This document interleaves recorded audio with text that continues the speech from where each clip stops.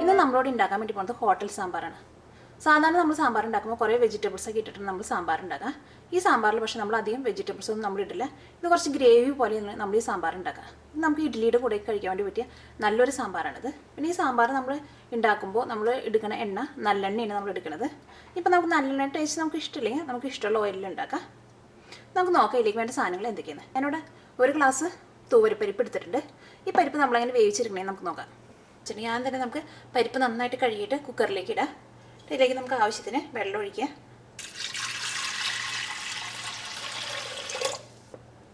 ഇനി നമുക്കിതിലേക്ക് ഒരു 1/4 ടീസ്പൂൺ നല്ല ജീരകത്തിൻ്റെ പൊടി ചേർക്കാം.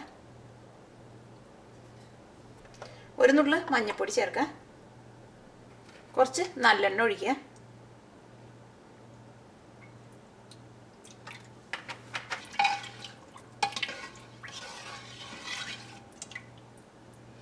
ഇനി നമുക്ക് നന്നായിട്ട് മിക്സ് ചെയ്തിട്ട് ഈ പരിപ്പ് നമുക്ക് ആദ്യം തന്നെ വേവിച്ചെടുക്കാം.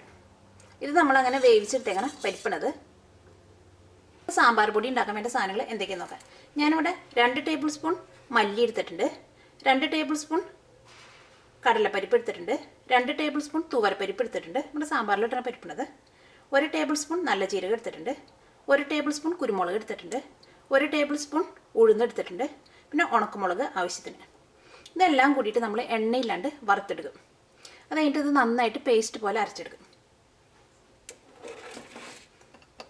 അത് നമ്മൾ പേസ്റ്റ് പോലെ നമ്മൾ അരച്ചെടുക്കുമ്പോൾ ഇതിനകത്ത് നിന്ന് നമ്മൾ കുറച്ച് ചുവന്നുള്ളിയും കൂട്ടി അരയ്ക്കും. ബാക്കിയുള്ള ചുവന്നുള്ളി നമ്മളിത് താളിച്ചൊഴിക്കാൻ വേണ്ടിയിട്ട് എടുക്കും. പിന്നെ നമുക്ക് സാമ്പാറിലേക്ക് താളിച്ചൊഴിക്കാൻ വേണ്ട സാധനങ്ങൾ ഞാനിവിടെ ചുവന്നുള്ളി എടുത്തിട്ടുണ്ട്. ആ ചുവന്നുള്ളി നമുക്ക് മുഴുവനായിട്ട് എടുക്കാം. അങ്ങനെ കട്ട് ചെയ്യേണ്ട ആവശ്യമില്ല. ഇങ്ങനെ തൊണ്ട് കളയാണ്ട് 2 സൈഡിനെ കട്ട് ചെയ്തിട്ട് എടുത്തിട്ടുണ്ടെങ്കിൽ തൊണ്ട് കളയാണ്ട് എടുത്തിട്ടുണ്ടെങ്കിൽ ചുവന്നുള്ളി നമ്മൾ എണ്ണയിലിട്ട് മൊരിച്ചെടുക്കുമ്പോൾ നല്ലൊരു സ്മെല്ല് കിട്ടും. നമുക്ക് കുറച്ച് ചുവന്നുള്ളി എടുക്കുക. പിന്നെ 1/2 ടീസ്പൂൺ കടുക് എടുത്തിട്ടുണ്ട്, വേപ്പിൻ്റെ ഇല എടുത്തിട്ടുണ്ട്, ഉണക്കമുളക് എടുത്തിട്ടുണ്ട്, 1/2 ടീസ്പൂൺ മുളക് പൊടി നമുക്ക് എരിവിനനുസരിച്ച് എടുക്കുക, 1 ടീസ്പൂൺ കായത്തിൻ്റെ പൊടി എടുത്തിട്ടുണ്ട്, 1/4 ടീസ്പൂൺ മഞ്ഞൾപ്പൊടി, 1 തക്കാളി ചോപ്പ് ചെയ്തെടുത്തത്. നമ്മൾ സാമ്പാറിലേക്ക് നമ്മൾ വാളംപുളിയാണ് ചേർക്കുന്നത്. പക്ഷെ നമ്മൾ ഈ സാമ്പാറിൽ നമ്മൾ തക്കാളി ചേർത്തിട്ടാണ് നമ്മൾ സാമ്പാർ ഉണ്ടാക്കുന്നത്. പിന്നെ നമുക്ക് സാമ്പാറിലേക്ക് വേണ്ടത് മല്ലിയിലയും നല്ലെണ്ണയാണ്. ഇനി നമുക്ക് ആദ്യം നമുക്ക് സാമ്പാർ പൊടി ഉണ്ടാക്കാം. അതിന് വേണ്ടിയിട്ട് നമ്മൾ എടുത്ത് വെച്ചേക്കണം ഈ മസാലകളൊക്കെ ഇട്ടിട്ട് എണ്ണയില്ലാണ്ട് നമുക്ക് വറുത്തെടുക്കാം.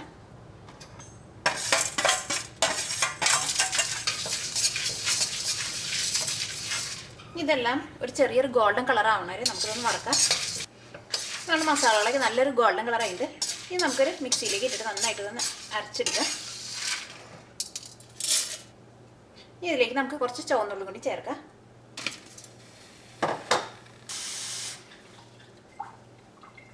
കുറച്ച് വെള്ളം കൂടി ഒഴിച്ചിട്ട് നമുക്ക് നന്നായിട്ടൊന്ന് അരച്ചെടുക്കാം. ഇപ്പം നമ്മൾ സാമ്പാറിലേക്കുള്ള അരപ്പ് അരച്ചെടുത്തത് റെഡി ആയിട്ടുണ്ട്. അത് അരച്ചെടുക്കുമ്പോൾ നല്ല പേസ്റ്റ് പോലെ അരച്ചെടുക്കണം. അത് അരിഞ്ഞെടുക്കാൻ ആവശ്യത്തിനുള്ള വെള്ളം ഒഴിക്കണം.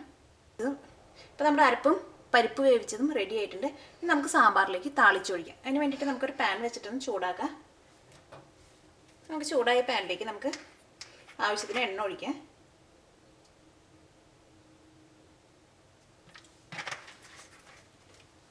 നമുക്ക് ചൂടായ എണ്ണയിലേക്ക് നമുക്ക് ആദ്യം തന്നെ കടുക് ഇട്ടിട്ടൊന്ന് പൊട്ടിക്കാം.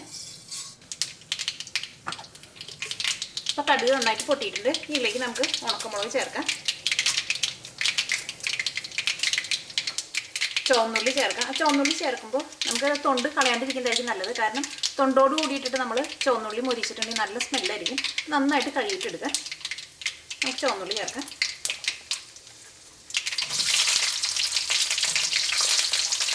വേപ്പിൻ്റെ ഇല ചേർക്കാം. ഈ ചുവന്നുള്ളി നമുക്ക് എണ്ണയിലിട്ടിട്ട് നന്നായിട്ടൊന്ന് മൊരിയിക്കാം. ഇനി നമുക്കിതിലേക്ക് ഉലുവ ചേർക്കാം. ആ ഉലുവയും നമുക്ക് എണ്ണയിലിട്ടൊന്ന് മൊരിയിക്കാം.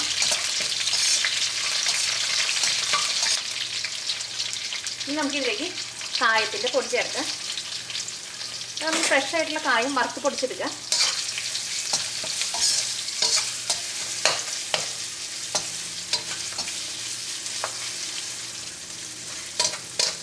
ആ കായം അങ്ങനെ ഫ്രഷ് ആയിട്ട് ഇട്ടാൽ നല്ല സ്മെല്ലായിരിക്കും. നമുക്കിതിലേക്ക് മഞ്ഞൾപ്പൊടി ചേർക്കാം, മുളക് പൊടി ചേർക്കാം, നമ്മുടെ എരിവിനനുസരിച്ച് ചേർക്കാം. ഇട്ടിട്ട് ഞാൻ മുളക് പൊടിയൊക്കെ എണ്ണയിലിട്ടൊന്ന് മൊരിക്കാം. നമുക്ക് നമ്മുടെ മുളക് പൊടി മഞ്ഞൾപ്പൊടി എണ്ണയിൽ കൂടെ നന്നായിട്ട് മൊരിഞ്ഞിട്ടുണ്ട്. ഇതിലേക്ക് നമുക്ക് തക്കാളി ചേർക്കാം.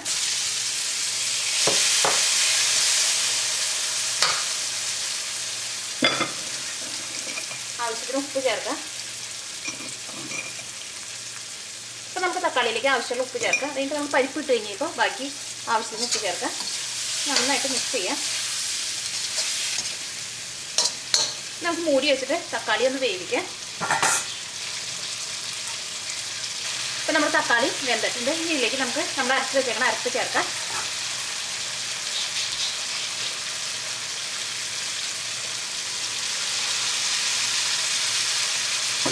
കുറച്ച് വെള്ളം കൂടി ചേർക്കാം.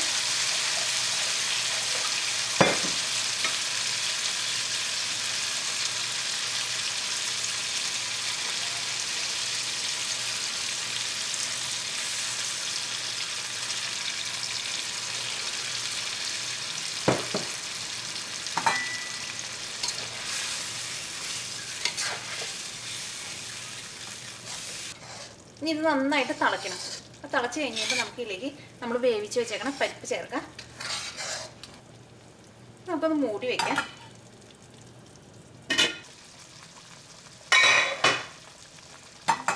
നമ്മുടെ ഗ്രേവി നന്നായിട്ട് തിളച്ചിട്ടുണ്ട്.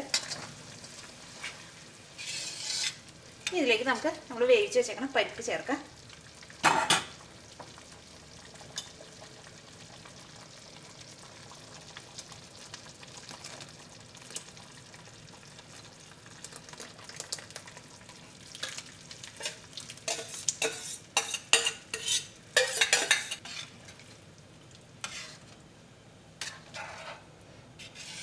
നമുക്ക് ഇതിലേക്ക് ആവശ്യത്തിന് ഉപ്പ് ചേർക്കാം.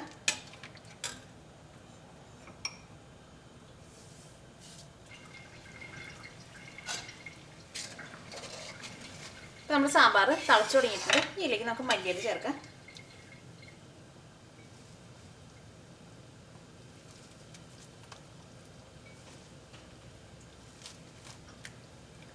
റെഡി ആയിട്ട് നമ്മുടെ സാമ്പാർ റെഡി ആയിട്ടുണ്ട്.